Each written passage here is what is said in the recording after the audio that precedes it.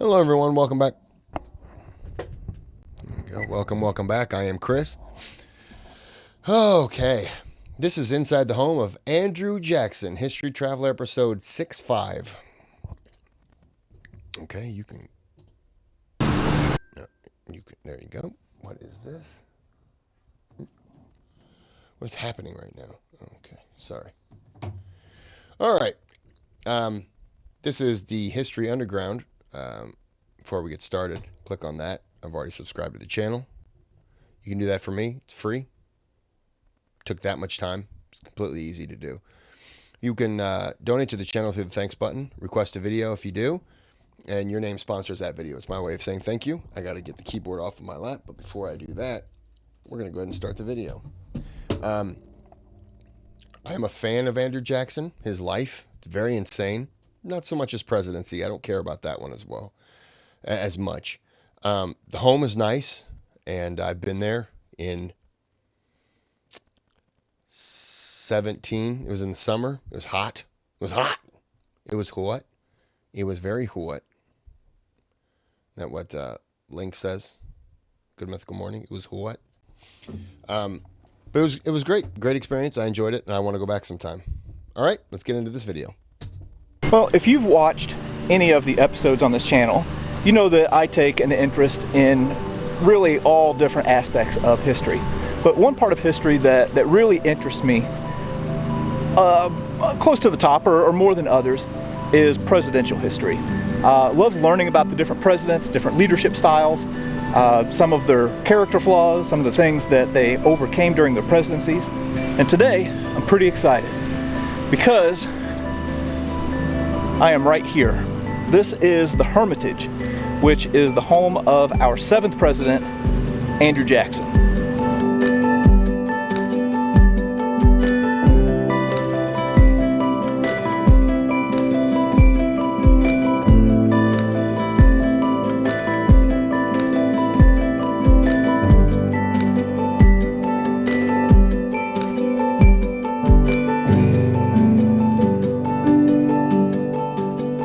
Well, as I mentioned, this is the Hermitage, located just outside of Nashville, Tennessee. And this was the home of the 7th president, Andrew Jackson, who lived here both before and after his term as president of the United States. This place comes highly recommended, and I'm pretty pumped to get in here and see the home of one of the more dynamic personalities who ever held the office of President of the United States.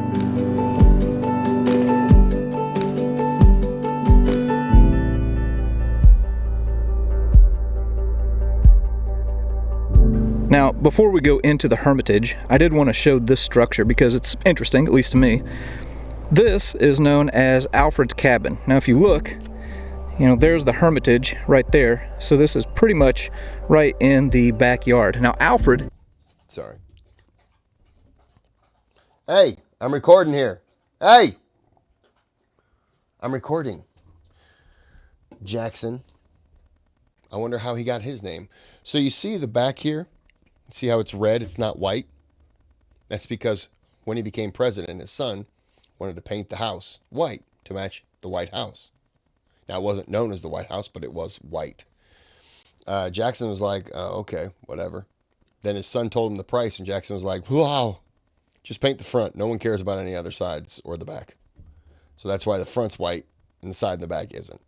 Hermitage right there. So this is pretty much right in the backyard. Now, Alfred was a slave of Andrew Jackson.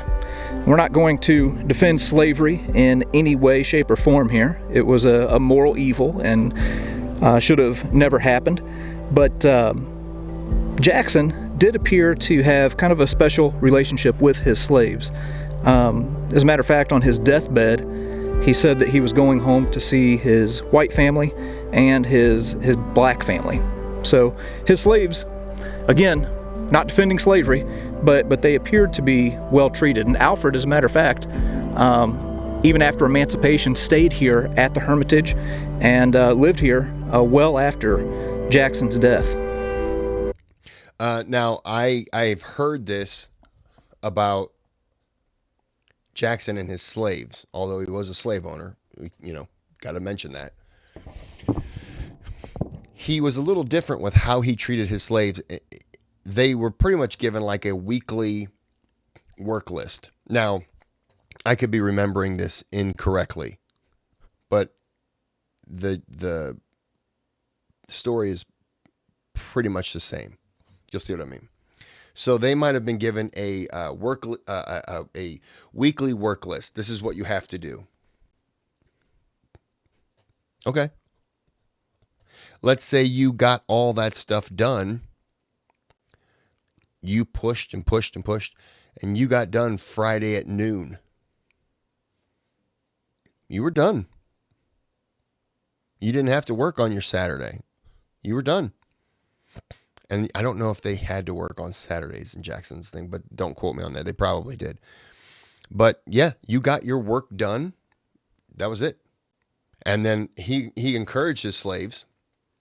They would walk to the river and they would fish. And any extra fish he would get. Can we stop? I'm trying to film. Thank you. So that was just kind of like the trade-off. If you did your work, he trusted you to go ahead and do your own thing.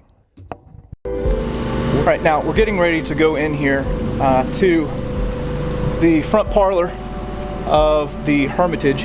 One thing to keep in mind as we're going through this house is, of course, it wasn't built for the 2000s with modern electricity and things like that. So a lot of it just relies on natural light.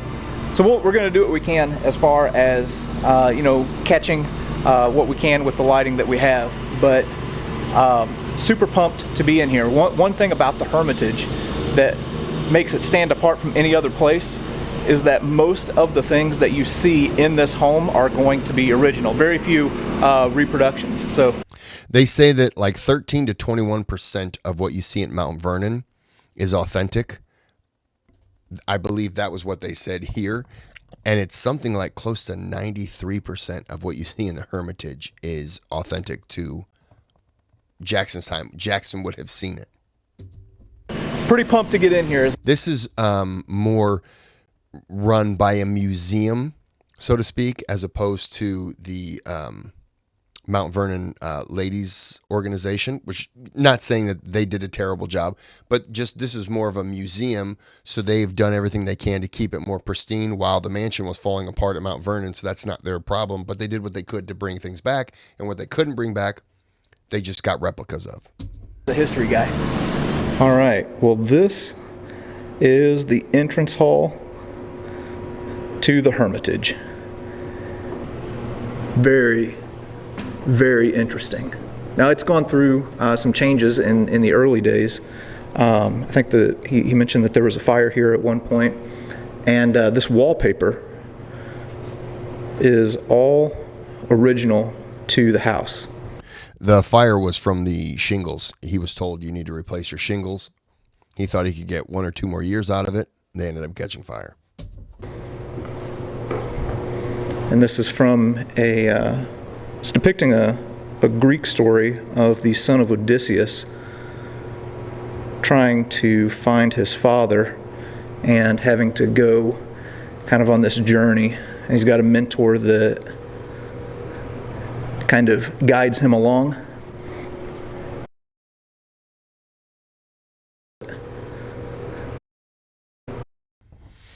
Okay, it's kind of hard to see, but there is a little carpet right here for you to step on. And while I was on my tour, I'm talking and I'm listening to the guy, and he goes, now whatever you do, just I ask you to stay on this and this and this. He goes, and I'm not going to point out anyone right now. And then he looked at me, and I looked down, and I realized that I was standing on the wood, the actual floor.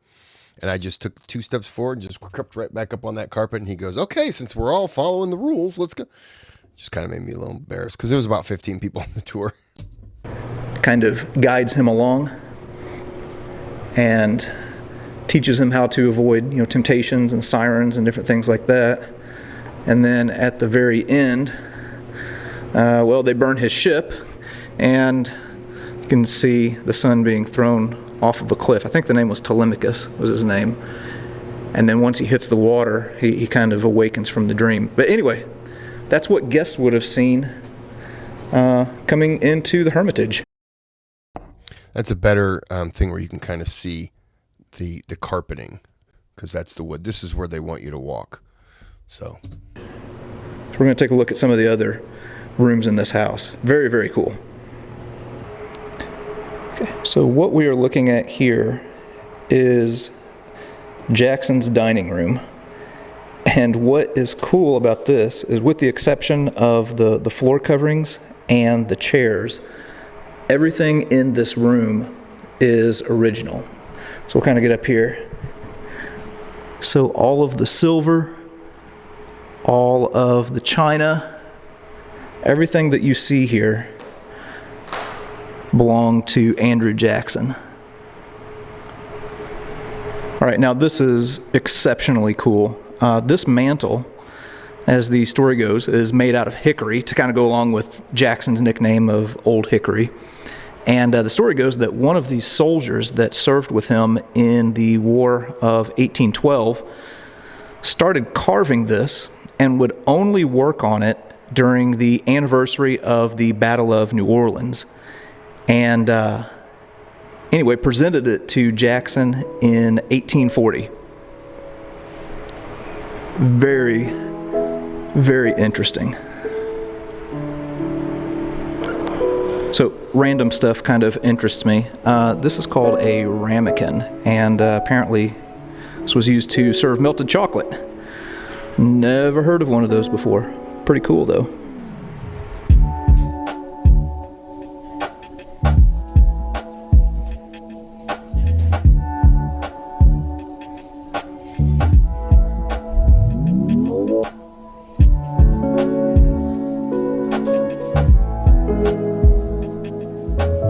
Okay, so coming out of the dining room now and into the front parlor. So this is an area that is definitely a little bit more in my wheelhouse. This is where Jackson would sit, and this was kind of like his military room where he kept military artifacts and would talk to people about his days in the War of 1812. And there are some artifacts in here that are just extremely interesting. One of the gifts that was common during the Jackson era was to give people a cane. And there are several canes in here, including this one. This is actually a cane that unfolds, and you could put a coat over it and make like a little camp chair. But we are not going to try it out. Okay, now this is something else that's pretty interesting. This is a candle that was taken from the tent of Lord Cornwallis. It's pretty interesting. And then this item right here is a chunk of Plymouth Rock.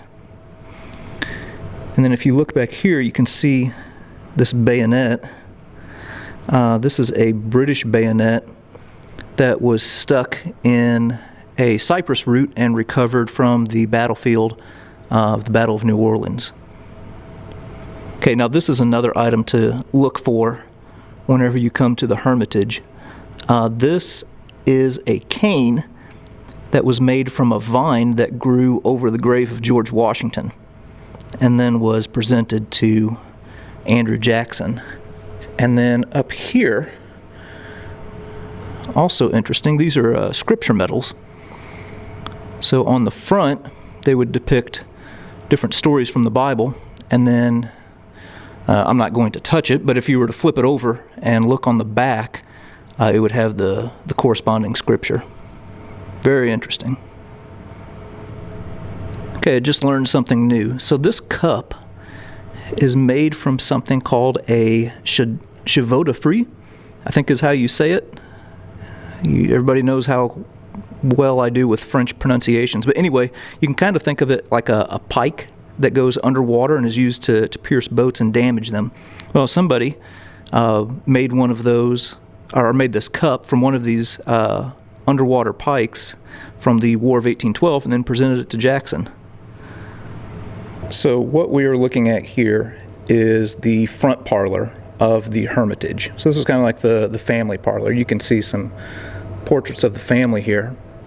Now, this bust of Andrew Jackson, Tony told me, is probably the best likeness of him. So this is most likely what Jackson would have looked like.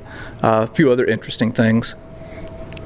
This piano right here was purchased by Jackson as a gift to his granddaughter, and he paid more for this than he did anything else in the house. This cost $400 at the time. I don't know what that would be today with inflation, but I can imagine that was a very, very expensive piece. I think it's probably like $19 million now. Or I'm just making that up. And then a few other things. These urns here are gifts to Jackson from the Tsar of Russia. So we have some evidence of Russian collusion with Andrew Jackson. Now, here's something that's kind of interesting. In the entire history of the United States, there have only been 2 years where we did not have a national debt. And those 2 years are whenever Andrew Jackson was the president. He was really against debt. And the way that it got paid off was, well, France owed the U.S. a lot of money, and Jackson essentially threatened war if they didn't pay up. So anyway, a little bit of tension was built up there, and afterwards the King of France commissioned a wood sculpture, and Jackson ended up giving it to his granddaughter, and that's right here in her bedroom. So here's the sculpture that I was just talking about that King Louis Philippe of France commissioned to give to Jackson as a gift of goodwill following the tension there, and you can see them embracing under like a tree of peace. And then Jackson gave it to his granddaughter as a gift. So pretty nice gift. Okay, I'm not 100% on the details of it, but France owed the U.S. money. Jackson, I don't remember how much it was. It was a good amount. And they missed their payment. And Jackson just reminded them, hey, look, this payment's due, or was due. It's past due now. And the response from them was something to the effect of, yeah, we know. We're not going to pay it. We don't have the money. We're just not going to pay it anyways. Like, we've got other things to worry about. Jackson was like, oh, okay. How do I phrase this? You owe us money. You have missed that payment. So what are we going to do about it? And they were pretty much like, nothing on our end, but you do whatever you want to do. If you want to put that money up and say we paid you, go for it. They didn't actually say that, but you get it. They were pretty much like, we don't care what you do. Just forget our phone number, you know? And so Jackson was like, okay, interesting. Maybe a war will help settle this.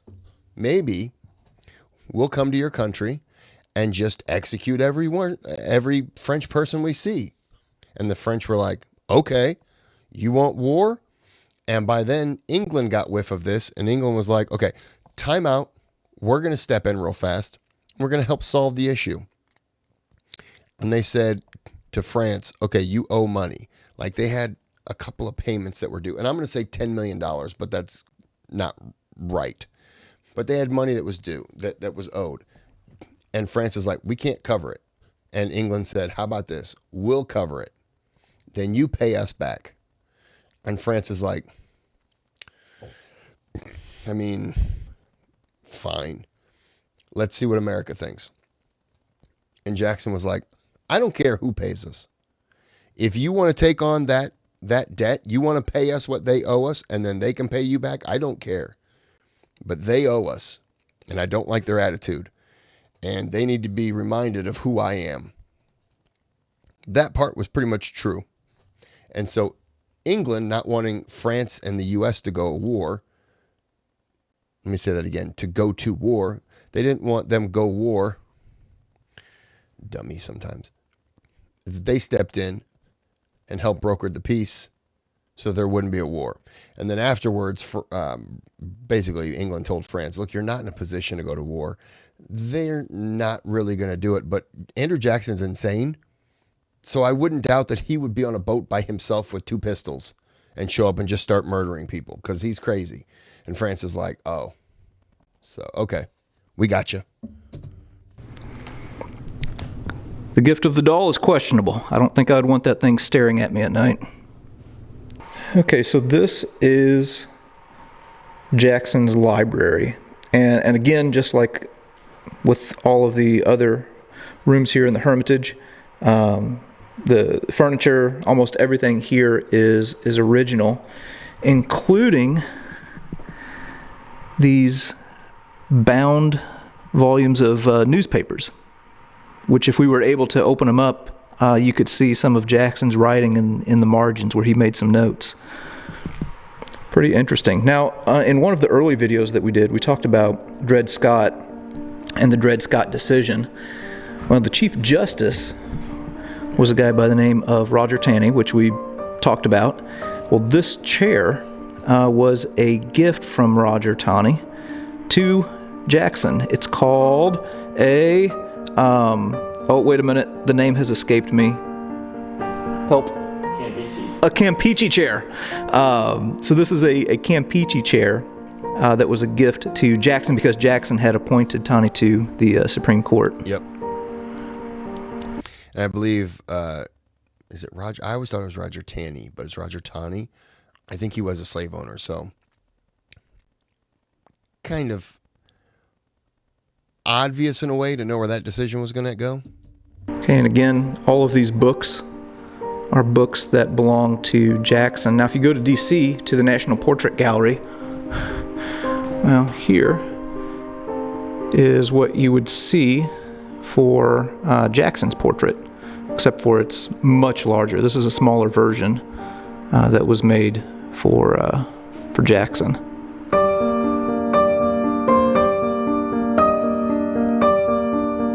In that room he was just in, by the way, maybe he'll show a picture of it, but there was like little slippers, little Andrew Jackson slippers. I think he had like a size 7 foot, tiny guy, little slippers. Little tiny slipper. I would never say that if he was alive. Oh, look at your little tiny slippers. Because I'd be shot.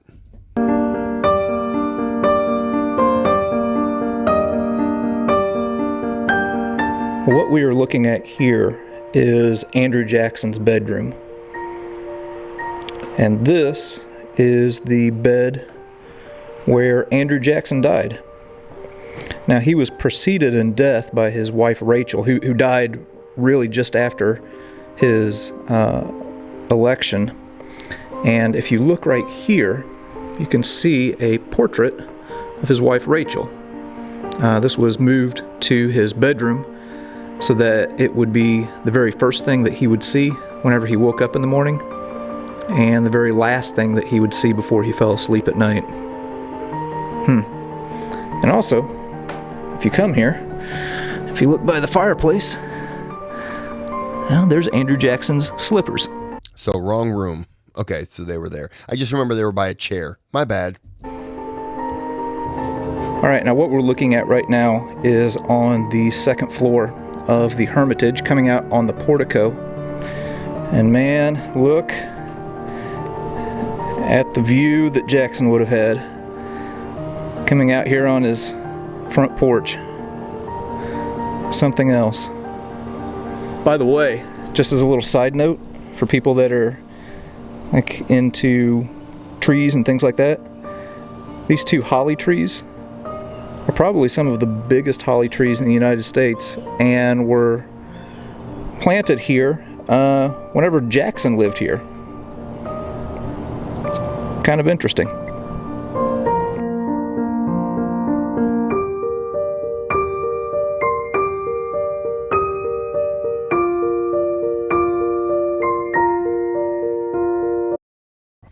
When I went there and was up on the deck, I was by myself. And so there was, I'm just kind of taking in the view. And there were so many people that were just saw me by myself, and they were like, "Hey, you seem to be a loser. Can you take our picture?" It was just like couples together holding hands. I had a line. I had like 4 people. Hey, it was a grandmother and granddaughter. Then 2 married couples. And then a couple that were engaged and her best friend. And then there was one more, but he had said, "Okay, we can go back inside." And I saw them approaching me, and I was just like, "Ah." But they didn't ask.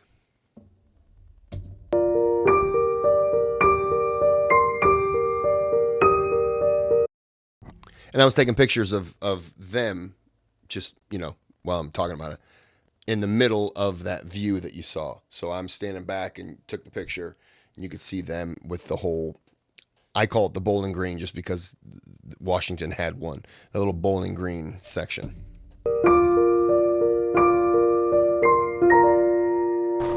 All right, well, we just walked out of the Jackson home, and we're heading out to his tomb in the garden. Now, Jackson is really an interesting figure. In my opinion, regardless of whether you love him or hate him, what opinions you have about him, he's one of the more interesting presidents that we've ever had. Now, his stock has kind of gone up and down in recent years, largely due to his signing of the Indian Removal Act. Now, there's an interesting, I guess, alternate perspective on that. I'm not going to defend the relocation of the Native Americans at all, so please don't hear that.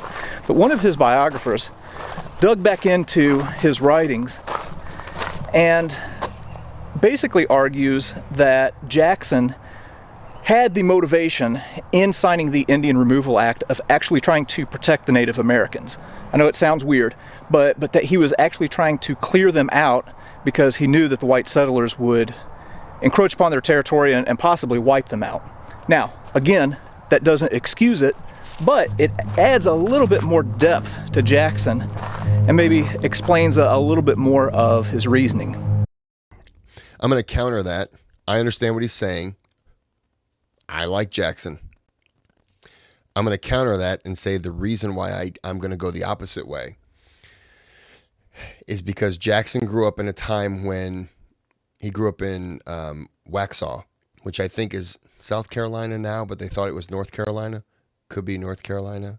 So, anyways, the Waxhaw region during the Revolutionary War, Bannister Tarleton came through there and just murdered and pillaged.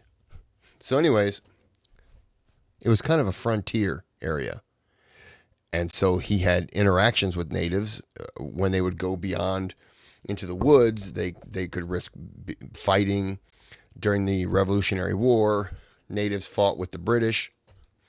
When he moved out to Tennessee, you took certain roads that were guarded by the federal troops to stop Indian attacks. So trying to look at it from his perspective, these are a group of people that even during the War of 1812, I mean, French and Indian War he heard about growing up because his uncle fought in it, was saved by George Washington at the battle where Braddock was killed. They fought natives. Revolutionary War, he fought natives.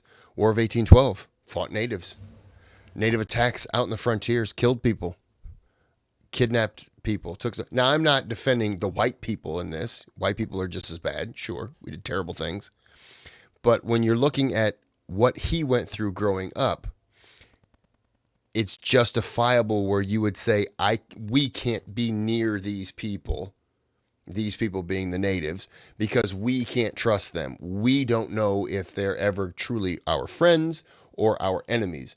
In 3 wars, the French and Indian War, Revolutionary War, you got Pontiac's War, War of 1812.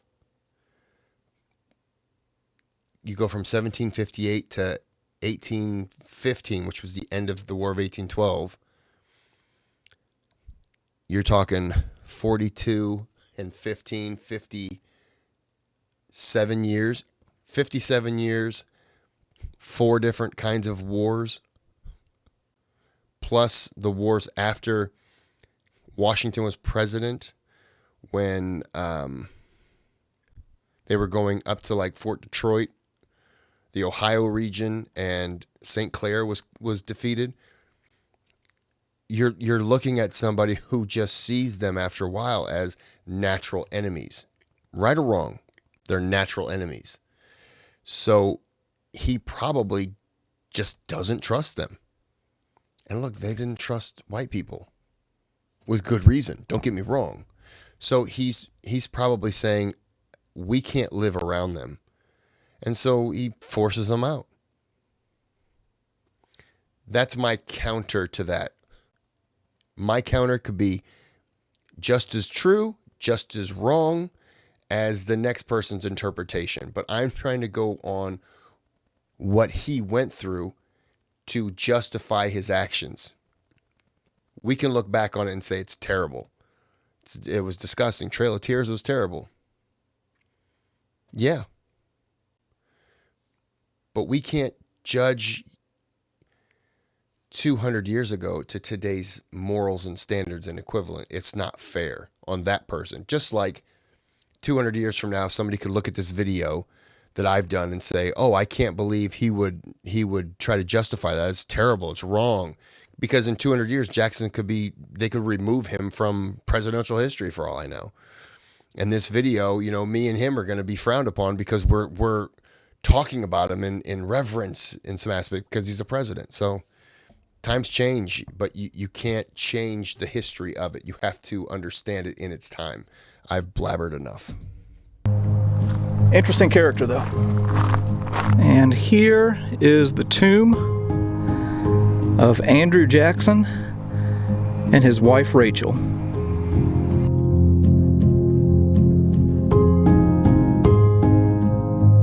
Now, on Jackson's grave, it might be a little bit hard to see, but it doesn't say President Andrew Jackson. It says General Andrew Jackson. So that's what he wanted to most be known for. That was the same as Washington, because around the world, you knew what a general was. Didn't necessarily know what a president was. President of a country? Okay. Oh, you were a general, though. Okay, we know what that is. Was his role in the military, and his role as president was just something that he did as what he saw a service to the people. Wow. Now earlier we saw the quarters of Jackson's slave, whom they called Uncle Alfred. Well, here is his grave. Was 98 years old, and etched in his tombstone says, faithful servant of Andrew Jackson. He also, Uncle Alfred, requested to be buried there and was granted permission by the society that took over the home because he had stayed there for so long. They were like, yeah, because he would tell stories and he basically he brought the history of it all to life for everyone else. Because I think Jackson died in 1840s. I want to say 45, but that's probably wrong. Off the top of my head, I don't know. So, I mean, let's say 1845. You're looking at 56 years that this guy was around. Old Uncle Alfred. That he was around spreading the history of that place. So burying him here as opposed to a slave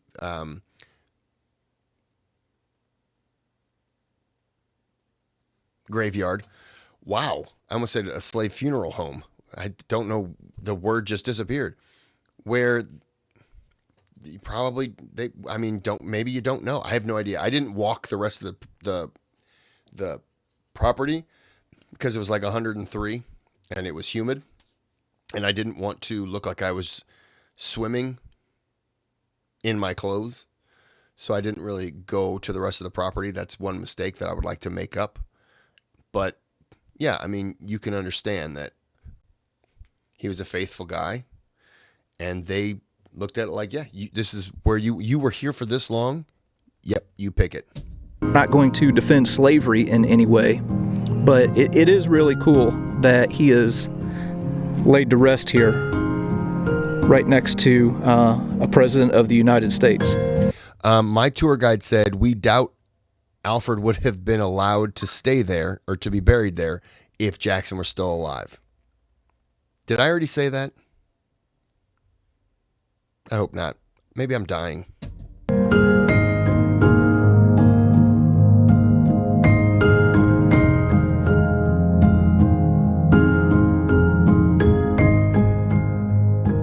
All right, well, that was the Hermitage right here in Nashville, Tennessee. Very, very cool place. Learned a lot about a really interesting, controversial, and complex figure. A lot of things that I didn't know before. It kind of gives me a new view on Jackson and makes me want to learn more about him. But yeah, that was the Hermitage. Come to this place. Very, very cool experience. Okay, we're going to end it here. Just real fast. Okay, he's just kind of recapping. Yeah, it's definitely a place I want to go back to, especially when the weather's still good. I did the premium tour. Regular tour, you can't take pictures on. Premium tour, you could. This is also before COVID, and I'm sure everything changed post-COVID. Well, anyways, I'm going to end this here. I hope you enjoyed it. I did. I want to do more presidential videos for sure. So, until next time, have a good day, have a good night.